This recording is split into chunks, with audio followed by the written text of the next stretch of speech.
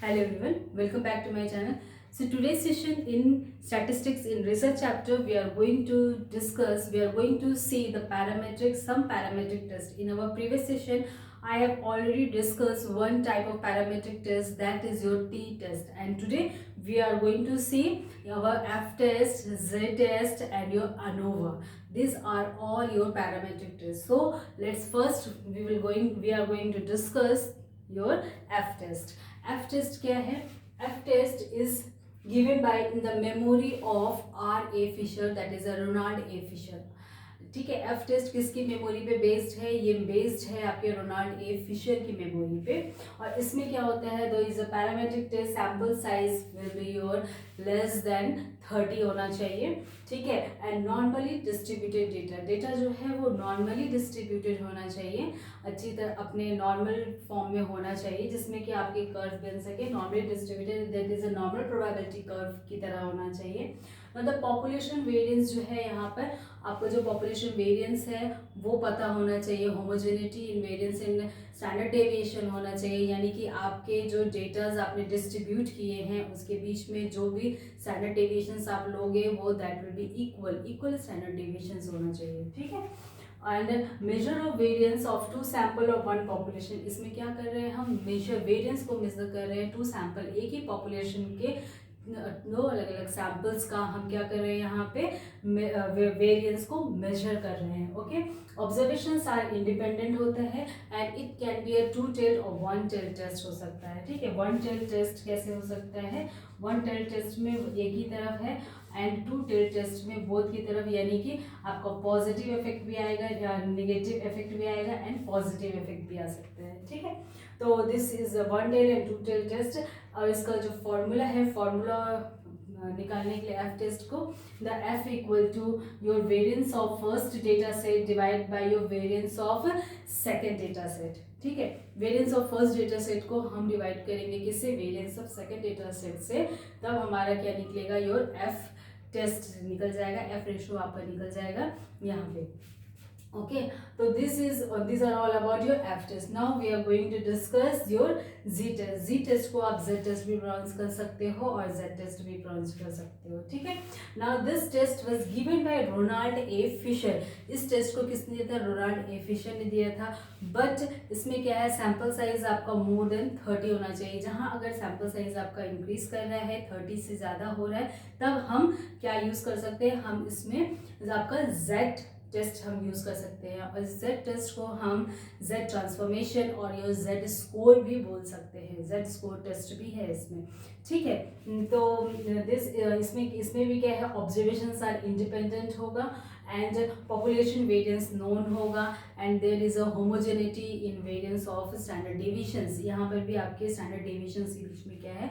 Homogeneity होगी, ठीक है। The formula to find out your Z test is Z equal to, that is your mean of sample subtract by mean of population and divide by your standard error। आप इस values को put up करोगे तो आपको क्या मिलेगा? आपको Z test मिल जाएगा। Z टेस्ट को कैलकुलेट करने के लिए हमें इस फॉर्मूला का यूज करना पड़ेगा, ठीक है। Now there is another parametric test that is known as your ANOVA। ANOVA is this test was published by Ronald A Fisher. अब इस टेस्ट को पब्लिश किया था Ronald A Fisher. Ronald A Fisher के नाम से तीनों टेस्ट है, but there is a little bit difference in तीनों टेस्ट में। एक लिटिल बिट डिफरेंस है, that is F test was किसके? रोनाल्ड ए फिशर की मेमोरी पे बेस्ड है, but Z test was given by Ronald A. Fisher and your ANOVA test was published by your Ronald A. Fisher in 1920। 1920 में Ronald A Fisher ने एक test publish किया था, that test was known as your ANOVA test. उन्होंने publish किया था, that's why this test also known as Fisher ANOVA, ठीक है, फिशर ANOVA। और इसको हम और भी बोल सकते हैं एनालिसिस ऑफ वेरिएंस, ठीक है। This is test is the extension of your T test. T test का एक्सटेंशन है। कैसे? यहाँ पर हम क्या मेजर कर रहे हैं? मेजर कर रहे हैं mean of more than 2 sample and 2 population. Mean of mean हम किसका मेजर कर रहे हैं, मोर देन 2 सैंपल का मीन और मोर देन 2 पॉपुलेशन का मीन। अब यहाँ पर क्या है, पॉपुलेशन मोर देन 2 होगा एंड सैंपल भी मोर देन 2 होगा, तभी हम यहाँ पर क्या कर रहे हैं, मेजर करें। That's why it's known as your extension of T test. T test में हम क्या मेजर करते थे, मीन ऑफ योर 2 सैंपल और 1 पॉपुलेशन, एक पॉपुलेशन के ही हम सैंपल्स को मेजर करते थे। बट यहाँ पर क्या है, more than 2 samples and more than 2 populations के मीन को हम यहाँ पर मेजर कर सकते हैं। That's why it's extension of your T test, that is your ANOVA. ठीक है, that is ANOVA. There are various types of ANOVA, अलग अलग टाइप्स भी है एनोवा के। ठीक है, first is your one way ANOVA. One way ANOVA में 1 इंडिपेंडेंट वेरिएबल होगा, 1 independent variable with multiple levels, एक इंडिपेंडेंट वेरिएबल के मल्टीपल लेवल्स होंगे। फॉर एग्जाम्पल कोई भी आप, जैसे कि आपका एक इंडिपेंडेंट वेरिएबल हमने किया कि सोचो एक कॉफ़ी है, कॉफ़ी इज इंडिपेंडेंट वेरिएबल, और कॉफ़ी के कितने सारे टाइप्स है, मल्टीपल लेवल्स ऑफ कॉफ़ी। तो इस तरह से क्या है, 1 इंडिपेंडेंट वेरिएबल के मेनी लेवल्स होंगे। That is your one way ANOVA. Second is your repeated measure ANOVA. Repeated measure ANOVA is a 1 way और 2 वे सिंगल ग्रुप। ठीक है, 1 वे और 2 वे सिंगल ग्रुप का ही हम क्या कर रहे हैं, रिपीटेशन कर रहे हैं। That is a repeated measure ANOVA. Third is your randomize block design. Randomize block design में क्या होता है, independent variable are randomly selected. ठीक है, जो इंडिपेंडेंट वेरिएबल होगा वो रैंडमली होगा। Then the fourth is a multivariate analysis of variance. अब इसको हम, इसमें क्या होता है, this is multiple dependent variable. इसमें जो डिपेंडेंट वेरिएबल होगा वो बहुत सारे होंगे, मल्टीपल होंगे। Fifth is your analysis of covariance.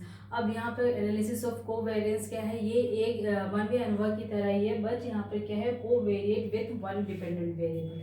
इसमें क्या होता है, कोवेरिएट होता है किस के साथ में, एक डिपेंडेंट वेरिएबल के साथ में हम उसको कंपेयर कर सकते हैं, कोवेरिएट होता है। ठीक है, तो these are all the types of your ANOVA. We are going to discuss all this 5 types of ANOVA in detail in our next session. So next session is going to be very interesting. ठीक है, next session बहुत interesting होने वाला है, क्योंकि ANOVA में हम with in design, between design भी होता है, हम उसको देखेंगे और कैसे कैलकुलेट करते हैं हम वो भी देखेंगे। ठीक है, so these are all your parametric test, that is your T test, Z test and your F test and your ANOVA. Okay, so I hope you all like today's session very much. So please do subscribe, like and share my channel more and more. And also I would like to thank all my subscribers to subscribe my channel, and thank you so much for watching my video. So please keep watching. So thank you and take very good care of yourself. Thank you so much.